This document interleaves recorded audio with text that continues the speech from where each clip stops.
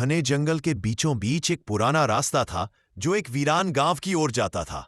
कहते हैं उस गांव में कोई 20 साल से कोई नहीं रहता, क्योंकि वहां हर रात कुछ अजीब घटता है। एक रात रवि नाम का एक नौजवान अपनी टॉर्च लेकर उस गांव की सच्चाई जानने निकला। रात का सन्नाटा, झिंगुरों की आवाज और हवा में एक अजीब सिहरन थी। कहते हैं ये गांव शापित है, रवि ने अपने आप से कहा, लेकिन आज मैं देखूंगा इसमें सच्चाई क्या है। वह गांव पहुंचा।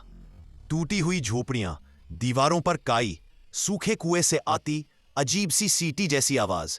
अचानक हवा का तेज झोंका आया और एक टूटा दरवाजा अपने आप चू की आवाज से खुल गया। रवि की टॉर्च कांपी, पर उसने हिम्मत नहीं हारी। वह धीरे धीरे एक पुरानी हवेली में दाखिल हुआ। हवेली के अंदर अंधेरा था और दीवार पर टॉर्च की रोशनी पड़ी। वहां खून से लिखा था, वापस जाओ। रवि के पसीने छूट गए।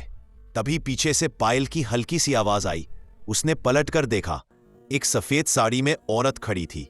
उसका चेहरा आधा जला हुआ, बाल बिखरे हुए, आंखें लाल चमक रही थी। वो धीरे से बोली, क्यों आए हो? रवि डर से पीछे हटने लगा, पर दरवाजा अपने आप बंद हो गया। अब वो अंदर फंस चुका था। औरत उसके करीब आई और उसकी आवाज कांपती हुई बोली, इस गांव को जिसने उजाड़ा उसका खून अभी भी जिंदा है।